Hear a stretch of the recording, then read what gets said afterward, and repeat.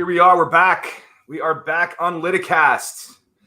I am super excited to have a guest today who not only is one of our very early Litify customers, and despite being a big Patriots fan, having grown up in Foxborough, and me being a diehard Jets fan, one of my good friends, Sean Flaherty, managing partner from Keches Law up in the Boston area. Sean, welcome. Thanks for coming on. Thank you, Terry. Thank you.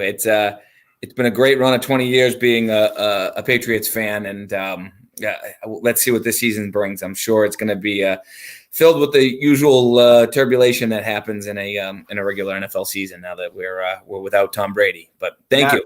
Yes, and I can't say it's been a wonderful 20 years as a Jets fan. I can't share your enthusiasm with that, but we're sticking with it. And I have connections to Tampa, so now all of a sudden I'm Mr. Brady, Mr. Gronk. Yes. It's like my thing now. So, yes. Anyway, thank you for coming on, Sean. Really appreciate it. As I mentioned, Keches Law was an early client of ours, and they've done some pretty incredible things. Sean's got a great staff that have really been ahead of the curve quite a bit. And being in the type of practice, and I'll let you kind of talk about that, obviously, Sean, a little bit, but being where you are, you had a bit of a challenge sort of modernizing the firm in a very traditional sense of the practice you're in, the way that you guys were operating. Just to kind of give us a good little context, we just talk a little bit about the history of the firm and sort of how things have evolved over the past 10, 15 years. Sure. So the firm's pretty old by standards of law firms. It was started in 1986 by the founding partner, George Keches, hence the name of the firm. And really, we've been a firm that's kind of grown over the years of recent, probably a little bit more than normal. Heavy workers' compensation firm. We represent a good chunk of Massachusetts and New England's injured workers. We also have a tort department that's very busy, and we do a lot of medical malpractice, employment law, and really other forms of litigation, some class action, and so forth. We're a firm that probably fell in the traditional mindset of law firms where technology really wasn't a part of what we were doing on a daily basis. We didn't, if you asked us, 10 years ago, how many cases do we have? Where are they? How many intakes did you do? What's your conversion rate? Things like that. We just, we didn't know, to be quite honest with you.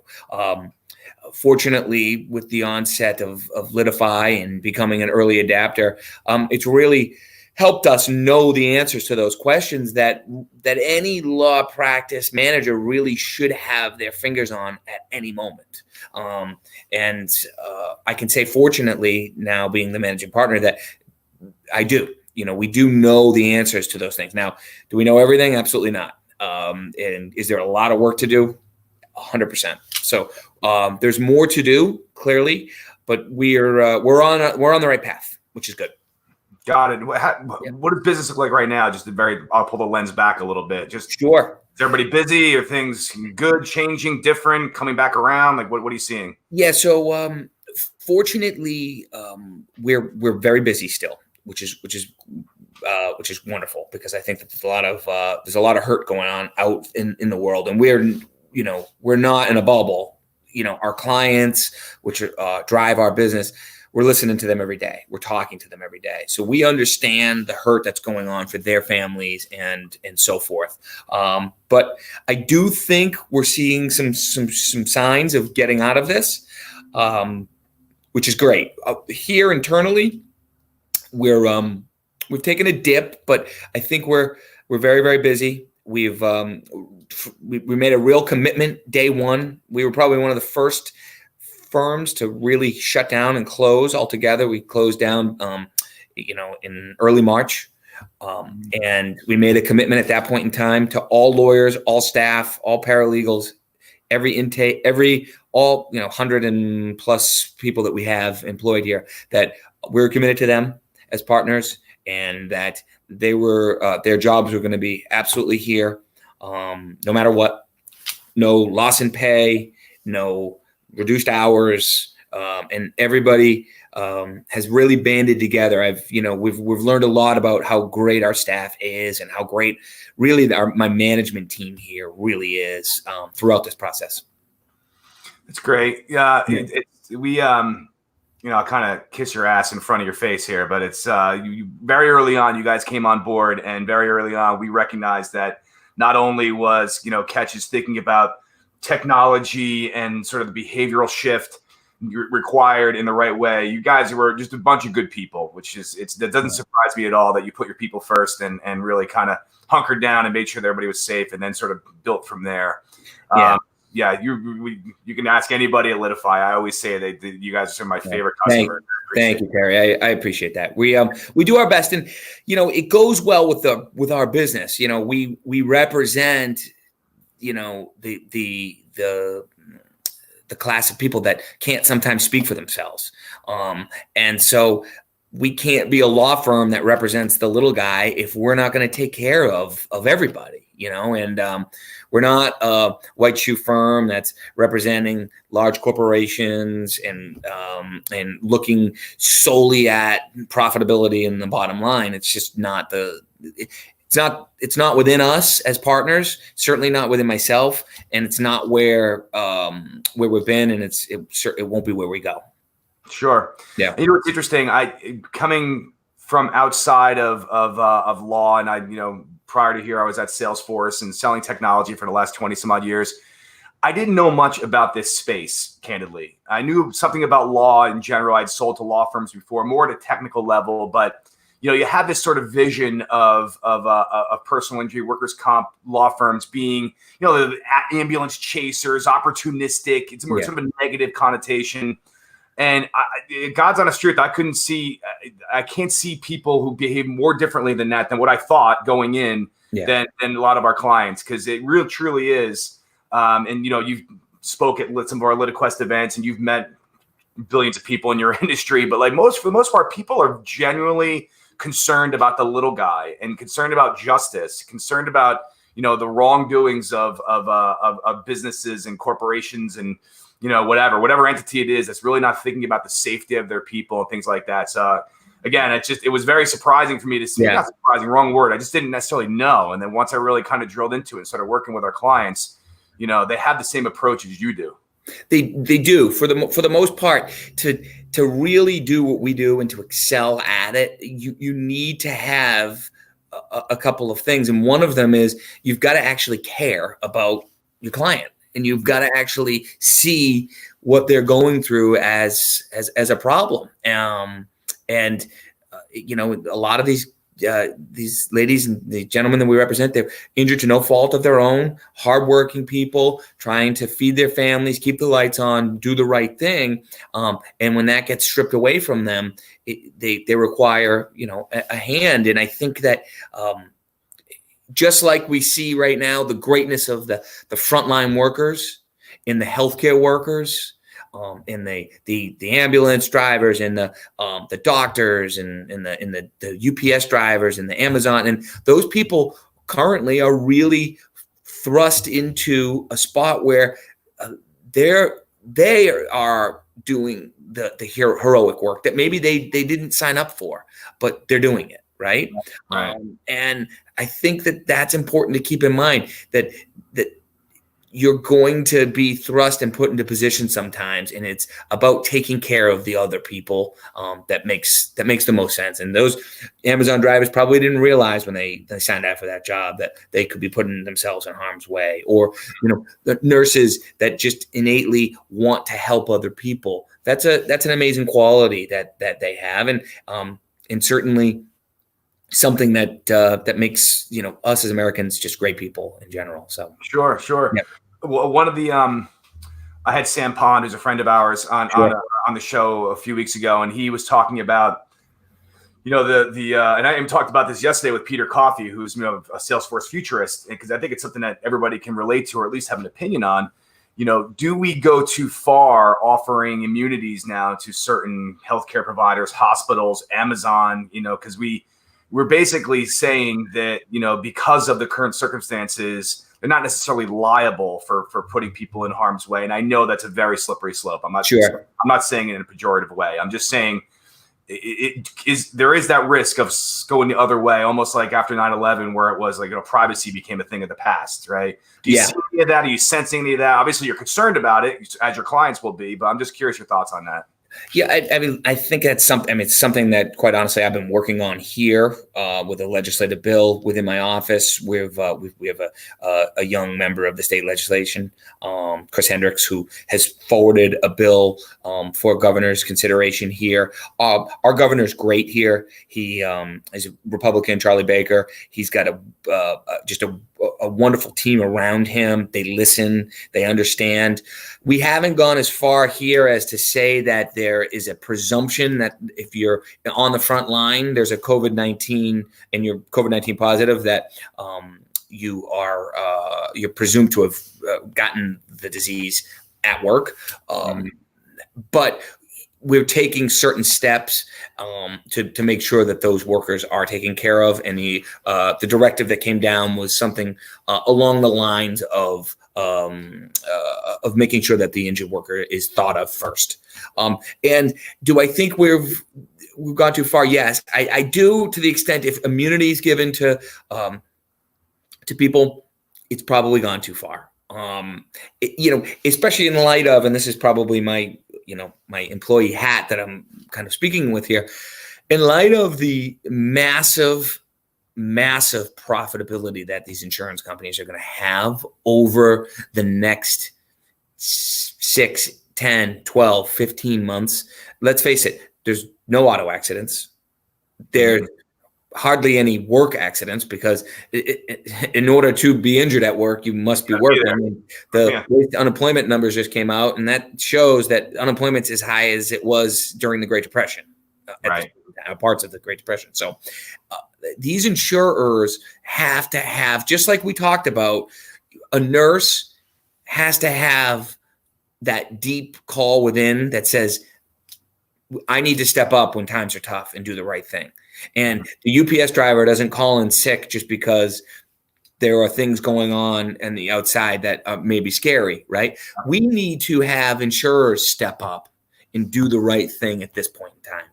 If you have a nurse that's a mother of children who is strictly going to work and coming home and going to work and coming home, working 12-hour shifts at your local hospital, dealing with COVID patients, and she comes down with COVID-19, that's a case in a scenario where that woman or that male, that nurse should be taken care of and be that placed on workers' comp benefits. And I don't really care what state you're in. That is just what it is.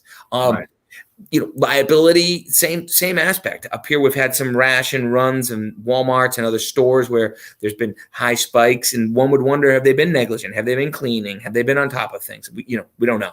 So I'm very hesitant in allowing for sweeping changes to the law at this point in time in favor of insurers in large corporations. Definitely. Makes total sense. Yeah. I mean, I think that, you see the commercial that State Farm put a commercial out that they're giving $2 billion back or whatever. And it's like, that's great. They're doing the right thing, or at least they're doing, but there's a lot more there. They're not telling you about the other $10 billion that they're keeping. Right. Yeah, exactly. While we're on, I don't want to, we've gotten some feedback that we don't want to go too COVID heavy, but I am curious about a couple other thoughts that you have. We've changed our habits, but your thoughts on sort of, do we slide back to when, let's say in the fall? I mean, and I've been staying here in Florida, and Florida almost is like, we're back to normal. And we know we're not, but I think people will just have this fatigue and they just sense like, I did my time, I'm good, I'm going to go back to sort of my old habits. Like, is that at a sort of societal level, that's a concern? But I'm curious from a work, business, law level, you see the same things? You're concerned about that? Like, what are your thoughts there? Yeah, I am concerned about it. In general, I'm very concerned about it. Here within the law firm, since this has gone on, since the start of this, I've had a daily message that goes out to all my employees every day, besides Saturday, sometimes Sundays, but every weekday. And this week, I sent a message out to everybody stating basically, we were one of the first to shut down, and we'll be one of the first to I'm one of the last, to open back up to the general public and a full, normal as you would think it would be from before this problem. Because, personally, and this stems back to what I talked about earlier, I just have to worry about my staff. And I have to worry about my lawyers, and I have to worry about the paralegals and the assistants and everybody. And if they're if they're at all at risk, or I could hurt or injure by having them come into work too early, anybody, it's quite simply not worth it. Fortunately, because of Litify and because of really my great team and the adaptability of the lawyers and the staff, we're doing well right now, and I'm simply not going to risk anybody's health to get them to a point to get them back here any earlier than until I know, and my management team and my partners have had a chance to really look and make sure that it's 100% safe. And I would suggest that everybody should be doing that. I know here in Massachusetts and throughout New England, the governors are really focused on trying to get people back to work and try to get people back to work in a safe manner. And I think that that's great, but sometimes speed can be an enemy. Sure. Okay. By the way, I always say this in a lot of these podcasts that I never ever prime our guests to say throw Litify in there every few minutes. I swear on all things good and holy. I did not do that. I can promise. Once to Sean, and Sam did the same thing a couple of days. Like, I never say anything, and I it is a testament to my team and to what we're doing over at Litify that, and we had a Peter Coffey on yesterday, like I mentioned, and he made this comment, which was so prescient, I think, was, 2025 came early. And we were talking about sort of this forced reckoning that's on, upon us, certainly in legal. I mean, that, you'll be the first to admit that as an industry, people are very reluctant to change. People are very reluctant to technological change, behavioral change. But it's a forced reckoning. You and I spoke a little bit about this, prior to coming on camera. Was this is the I forget the exact words, but it was like, this is thrust upon legal. It's not something that you wanted, but it's something that you needed. Sure. And so that I think that's going to be, a system like Litify is obviously, a cloud-based system that's secure and allows people to work remotely and be productive and collaborate and work with your clients. And I'm not selling Litify in a sense. That's just a fact. It absolutely is. It absolutely is. Yeah. No doubt. There's no doubt about that. Being able to have the transparency to just see every day, because every day you're wondering what's really happening, and we must be getting affected. How, and if you had to take hours and hours to try to figure out and speak to everybody at separate times and go look at paper and so forth, you'd be behind the curve. And I wouldn't, as a manager, be able to know the things I know, which is, we're hiring right now. Mm-hmm. Right. We need people right now. We're not laying off. My partners, some of our, one of our major referral partners here, I've been able to give, hourly, daily updates as to everything so that it's real time. And it's with that knowledge that you can be empowered to make, dramatic moves that could potentially really affect your law firm. And I'd say we're definitely at the forefront with regards to letting the numbers dictate how we're gonna do things and where our growth's gonna be. I think that, that's important. When everything's great, as George Keches, the founder of this firm, always says, good times take care of themselves, right? When everything's great, you can kind of just coast and it's going to what it's going to be. But when you have to dig into the numbers and know and work hard and realize and not just assume that, that's when you're really, you're really at the forefront and really moving forward. Yeah, you mentioned George was a very colorful guy. Oh, sure. as we know. Yeah. I just a quick little sort of side story. I remember one of the first times up at your office and George was walking around. You're like, oh, this is George Keches. And he literally had the huge accordion folder with papers coming out of it. In my head, I'm going, oh, shit, this may not be the best technology move for these guys. These guys serious about it. But then, with yourself and John Uniacke and everybody was just the opposite of that. And we're really kind of embracing technology. Touch on that for a minute, because a lot of times our people that in our prospects, frankly, they wonder about what are the sort of the tactical and kind of behavioral changes that you have to promote. And I know that there's obviously, a top-down answer, but there's also a bottom-up answer in terms of how people can kind of work their day. But tell us a little bit about that transformation that happened. Sure. I think with regards to my older partners, I'm in a situation where here we have partners that are in their 70s and late 60s and so forth. I think that there's a chunk of them that are getting into it. Are doing Zoom calls with their staff. They are, looking at Litify. They are looking at their things. And, one of the things about George is he's a guy who, likes his paper and all that, and likes the, like you just said, like that huge accordion folder. And there's comfort there for the older. But what he likes more than that is knowing, being able to know what's going on within his business. Right.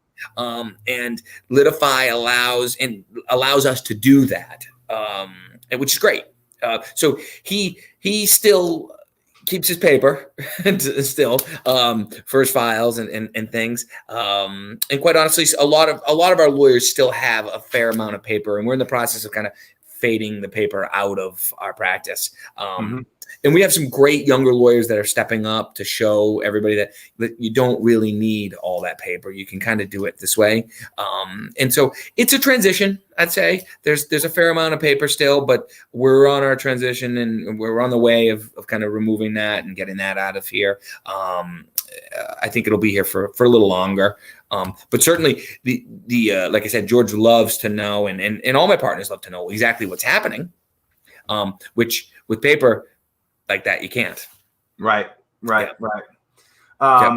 Just a quick pause for folks watching. Please submit your questions, submit your comments for Sean in particular, or myself, and I'm happy to answer anything that I can, although I'm the dumb guy in the call right now, frankly. So I don't know about that. Stop. We do have a question. Actually, it's specific, but I think you can answer it. It actually comes in from Mike Duffy in Long Island. We know Mike. Hello, Mike.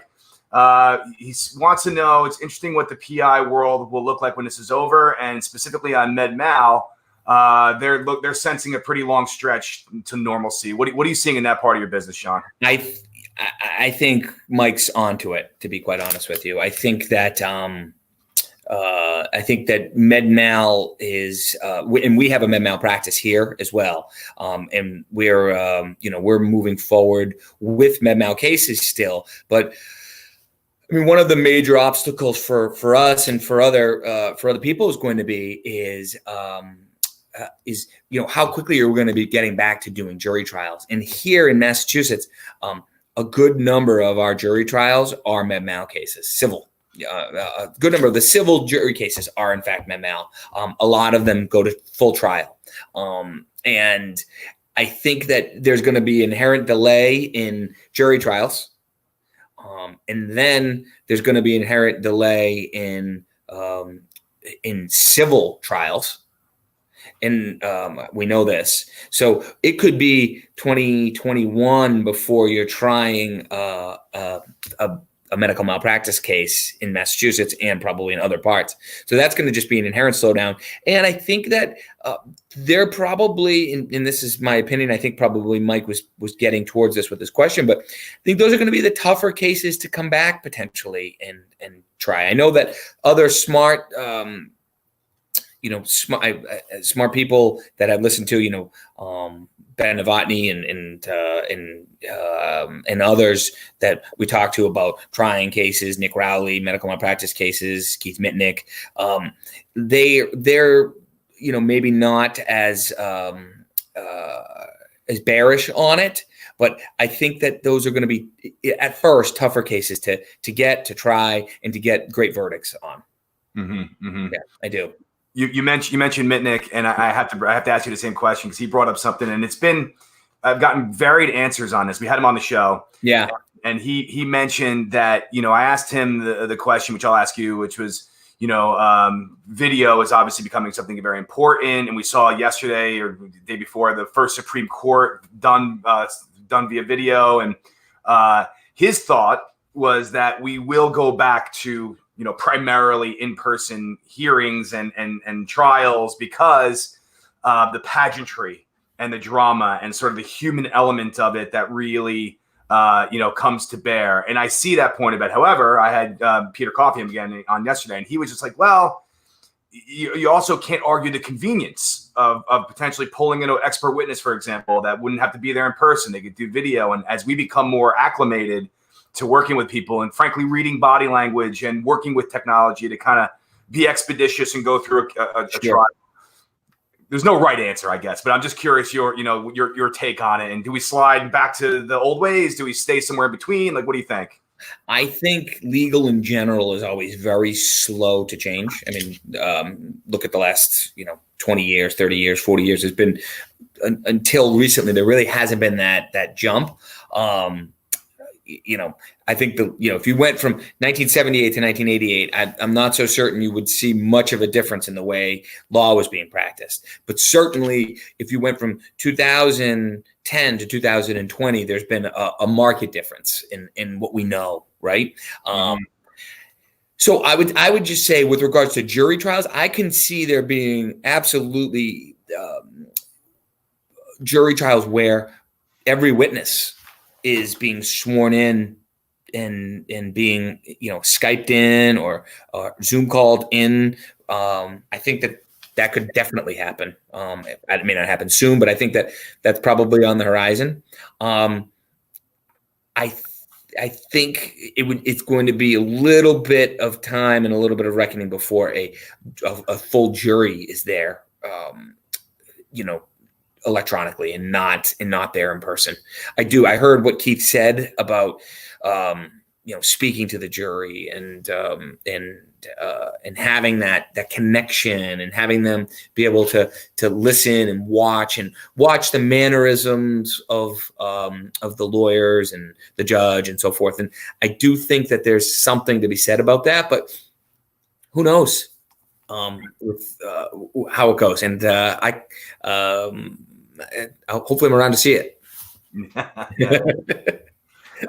another question from the audience that's asking, when times are tough or when you kind of have to know stuff, what are some of the numbers you're looking into? What are you trying to determine, in the practice? Sure, no problem. So that's easy. We look at those every day. And again, I have a great team. You mentioned Tim and John and Victoria here and others that just really are on top of it. So we're looking at, how many overall the top of the funnel, like what do we have for intakes coming in, and impressions and inquiries and chats and all those things that we're doing. And then we look to that middle of the funnel. How many have we spoken to? How many did our intake reps? We have one of the things we're doing now is we have 7 days a week, 24 hours a day. We have intake reps on the phone. So we're judging how many phone calls are there, how many, what are volumes looking like day over day, month over month from last April to this April and so forth. And so that's the stuff. And then we're also really looking for how many cases did we convert? What are the new signed cases look like? And where do they lay out? Are they more Social Security disability? Are they more comp? Are they more medical malpractice? And where do we see any patterns that are changing that weren't there? And fortunately, we've been with Litify and doing all our intakes through Litify for quite some time now. I think 2 years. Yeah, it's been years. And so we have analytical data going back, 2017, 18, 19, we were able to pull it back and say, all right, this is what February 2018 looked like. And this is what, And so we can kind of look at things. And I think that that's important for any business, again, otherwise you really just don't know. Right. If you're not really paying attention to it. Yeah, it was, John Morgan, who's one of our earliest clients. He always kind of comes back to the knowledge is power. So he's oversimplifying, as John is wont to do, but he's spot on that, knowledge is power. And one of the interesting conversations we've been having, we just released this uplink, which is essentially video within your matter management. So, you can, or your intake management, frankly, if you want to launch a video conversation and you have the ability to transcribe that, and you're talking about sort of culling your data and understanding what's there. We have some customers who are taking that step of doing uplink video, do the transcription, and then looking back. I mean, they're starting now, but let's say in 12 months, looking back and go through those conversations, you could do a search on it and see what are the common threads, what's been discussed. There's been a particular product that's been a consistent theme through there. Timelines, areas, geographies. There's so much you can really cull from that. So it's just. I get made fun of because, the best time to plant a tree besides yesterday is today, right? So, that's exactly right. People are really thinking about this now, kind of, like you mentioned, utilizing data and turning that into knowledge. So, I'll take my nerd cap off now, but it's true. You have to do that. And, I think for too long, legal was, you just kind of you could get by doing well because the margins were there, and you didn't really know what you had. You just you hope for the best. And one of my sayings that we say here in my team is hope is not a plan. You have to dig in and know, or it's hard to grow and it's hard to get better. And so we try to do that. And again, a lot of it, I can't estimate this. A lot of it really is the team that you have around you, right?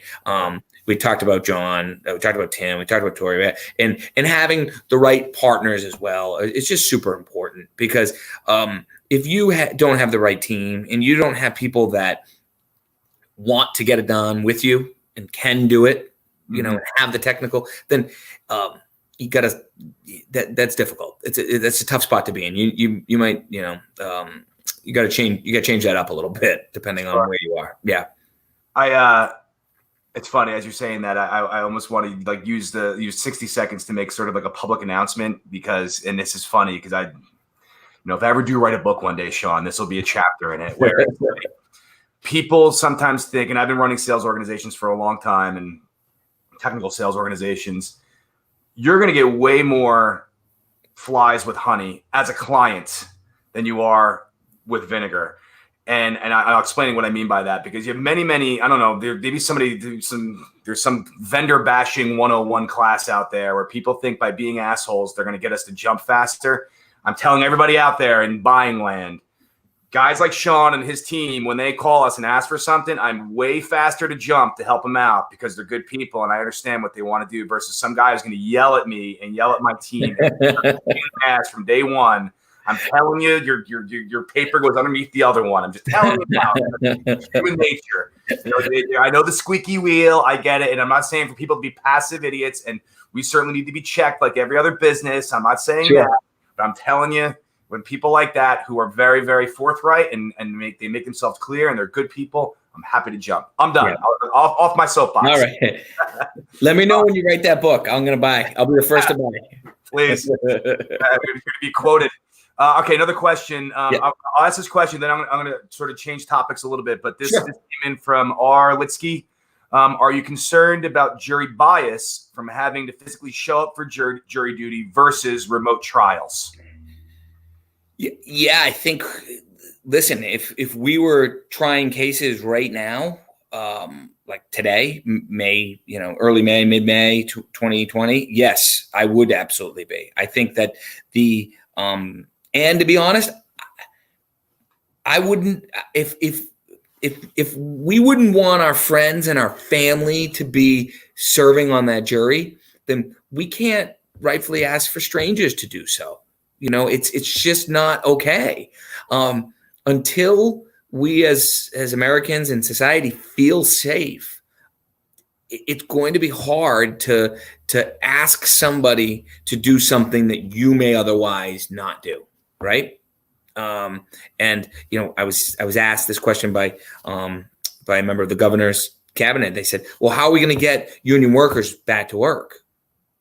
And I said, "Until they feel safe, I don't know if you're gonna, because if you can't give somebody a safe workplace to work in, you're basically depriving them of the most important thing in their life, because the last thing they want to do as a juror, as an employee, as a whatever walk of life, is to potentially cause injury to themselves or to their family or to their loved ones." And so, yeah, I do think that jury trials, you're going to have some bias there from jurors that really just don't want to be anywhere near anybody.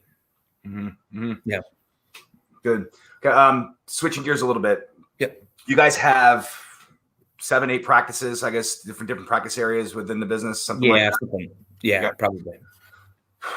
How do you balance that? Or I go maybe back up. How do you assess, or how did you assess where to go, how to change, and how do you actually execute when you want to open? I'm sure it's not just, willy-nilly, just go do it. I'm sure there's some logic and some process there. Tell us a little bit about that. Well, again, one of the things, if we do anything, it's talked about, among people for a little bit. I like to be quick to move, but I certainly don't want to be doing things just willy-nilly and just for no, for just on hunches. So typically we're talking to people, I'm talking to my partners, we're talking to, again, our management team. If I do anything substantial, then I'm certain my kids or my wife are going to yell at me and weigh in as to what's going on, or, and one of the things we'll do too is I'll speak to, anybody that's within my walk of life. Fortunately, nobody's ever been shy to give me an opinion as to what they think about me or my ideas, and most of the time my ideas suck and they'll let me know that. So I'm never for a shortage of people letting me know that what I'm about to do is stupid and I shouldn't. And that I should think about doing other things. And again, that's part of having just great, strong people around you, that will absolutely unequivocally tell me that, well, that sucked, that idea that you wanted to do, and it probably did. So that's what we try to do as far as that. I mean, I just talk about it with people. Sometimes, venturing into a new practice area or moving into a different, vicinity or stuff, it makes so much sense. A third grader could make that determination, right? Yeah. And is that somewhat based, Sean? Like, but I'm sure you're assessing the strength of your firm, the strength of your people. Like, if people, absolutely. So you got to take that into consideration, right? Absolutely, 100%. We just opened a new office in Massachusetts, further west in Worcester, and it just made the most sense. We knew we needed to do it. It was been talked about, and it was an area that we absolutely needed an office in, and so that was just an easy decision, and then then there's there's tougher decisions about different, should we get involved in certain type of litigation and what should we do? And sometimes you don't know. Sometimes you can think about it all you want, but there's no hard data to really look at, or there's no precedent to look at. And those are tougher. Those are tougher decisions that you need to make. But again, you talk it through and try to get some consensus and kind of go from there. Yeah, we use the term chasing squirrels quite a bit in Litify. And, part of, it's funny, we're built on Salesforce, as you know, and Salesforce is this amazing platform. You can do all this really, really cool stuff. And the great thing about that is you can do all this really, really cool stuff. The really hard thing about that is you can do all this really, really cool stuff. That's right. So it's like we get ideas, and there's no shortage of ideas, and people, even from our clients, from our partners, from people, from my wife, you can do all these really cool things. And then we have to really assess, is it worth the time? Is it worth the resource? Is this a distraction? I mean, I'm sure every business is faced with that. And in the legal context, It's a step further in my mind because it's like people's lives you're dealing with, and it's if you're going to half step into something and really be out there to protect them, you can't half step. You have to do it in full blown and with some intelligence and some planning before you do it. Yeah, absolutely. And that can be difficult. Sure. That can be difficult. And it's easy to get on that path where you half commit or you think it's going to work. And so you just do it. And, you try to avoid those types of things because remember, execution is really key to all of your great ideas. If you're not fully committing, having a team working on it, executing it, then, you're going to consistently have just ideas that fall by the wayside, right? And you're losing steam on what really is working. Yeah, and it's always that balance, right? Making sure that you're keeping your eye on what is working in the core of your business, and then trying to do other things the best you can. Yep. Yeah. Being progressive is it's a double-edged sword. We're a progressive technology firm for legal professionals, and it's in your nature. Yeah, you mentioned something in passing there, but it's like sometimes there is no data. Like I'll have as senior leaders, we'll sit around and we'll have like a product idea or something like, okay, well, what precedence is there? Almost like there's a legal precedence. Is there a business precedence or a technical precedence? And a lot of times we don't have one. And so I'll give you a specific example. When we started the Liticast in-person events, sure, we were joking that it was like Firefest. The thing on Netflix, because we didn't know, like, people were like, we just started putting it out there, like, we got some cool ideas and we want people to, it's particularly when we did the latest series, which were not necessarily product focused. They were more sort of like TED Talks for people, and we were pulling in varied groups from different angles and futurists and technologists, and then when people showed up, we were like, oh, literally, whew, like we didn't know what was going to happen, but it was great. And those were great. They were, what plans are you making with regards to the future as far as being able to get people together like that? It's a great question. It's literally yesterday. We have a deposit down for a hotel in Houston in September. We had planned a series of events. We've canceled them all until, I think we had one in Philadelphia for May we were planning. Unfortunately, we pulled back on that one. But we have this event for September right now where the deposit was made. And, Texas is one of those states that's a little bit more like, hey, business as usual. Let's, rock and roll. So they're not giving us our money back. And they're saying basically, what are you doing here? And we're trying to decide, is September 24th, I think it is. Is that too soon? Are people going to be like, I don't really want to show up? The short answer, Sean, unfortunately, I don't know. Yeah. We want to get back to, we found them incredibly valuable, not just for Litifying the growth of our business, but we really felt it was a good way to get people together just to talk about, what should we be thinking about? How do you kind of raise that tide for legal and have people thinking, how do we deliver better, more justice and better services? And, there is that sort of altruistic element to it. And besides being a shit ton of fun too, and having some laughs, what I like yourself. But we will get back to it for sure. Just exactly how we do that, when we execute on that, we're still sort of debating that right now. I'm hoping, by the fall or, and certainly going into 2021. Yeah. We want to get back to it. Yeah. It's tough. Couple of quick questions, and they may not be quick answers, but I did want to get your thoughts on this. Sure.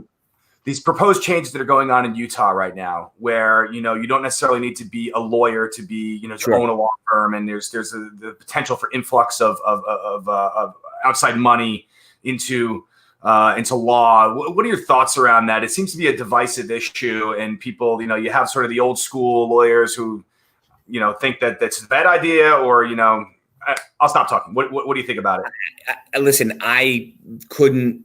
I understand and see the other side. I think that it's based in fear, though. I think that it's time for legal to understand that there is a whole outside world that's going on, and that staying stagnant like this just breeds mediocrity.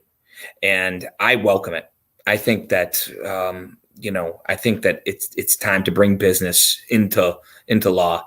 And I can tell you that the progressive steps that people are making, they're welcomed by me. Now, I can't say that that's the general feel that from people. And I can't even say it's the general feel of people within my own law firm.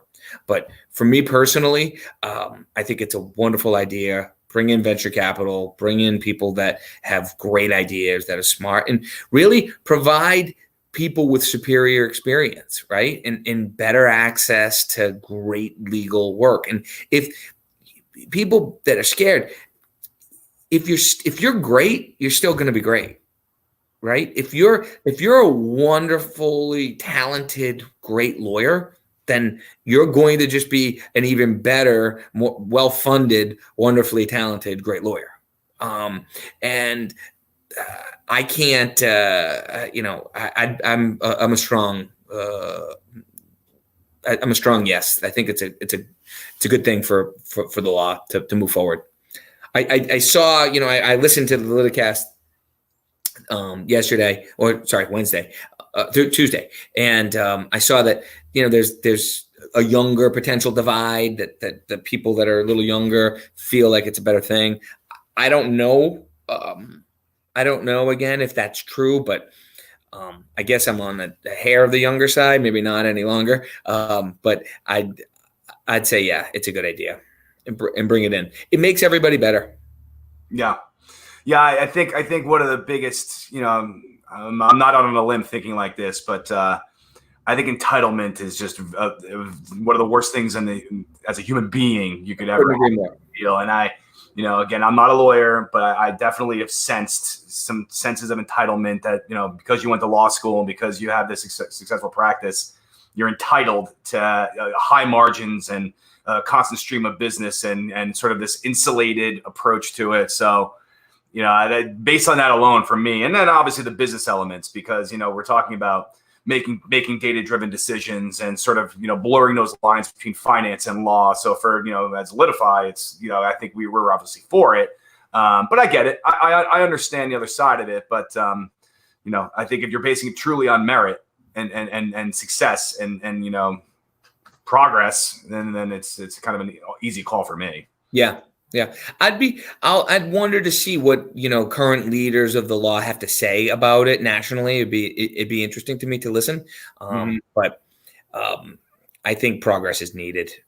And personally, what I see now is the best law firms in the country are forward-thinking law firms and are really doing that stuff already. And I think that there's no reason why everyone else shouldn't gain that the capital that they're needed and so forth, and really push forward and be a business driven law firm. Sure. You're talking about meritocracy. I have to kind of chuckle, and for the listeners and watchers out there, Sean would never reveal this, but Sean was an all-state wrestler. He was, pretty badass back in his day, and we were joking about he should show up in his unitard right now. Talk about the meritocracy that's required in law. We were chatting a little bit about this. I still think that would have been hilarious. Yeah, it would have been. Yeah, I'm a little. I wouldn't make weight, Terry. I would not make weight, my friend, today. Cool. All right, listen, to our people out there, thank you so much for tuning in. Please follow us on LinkedIn, follow us on YouTube Live, go to our website. I have a team of people ready to help you, and I'll say this in true sincerity, even if you have questions from a technology perspective that are outside of Litify, I got a bunch of smart people here that can help you, and we're happy to assist. It's obviously, as Sean mentioned earlier, these are trying times, and we got to get together and make sure that we're doing the right thing here. So we're happy to do that. Sean, I can't thank you enough, man. You're one of my favorite people. Thank you, guys. I appreciate it. You're wonderful, Terry, and Reuven and the rest of you over there at Litify. Hope to see you well, and I hope that hope we can get together soon. I likewise. I share the sentiments. And thanks to everyone out there watching. We'll be back next week. We have another star-studded week lined up, so please tune in for the Liticast as they come up. And thank you again for joining. Have a great weekend, everyone. Cheers.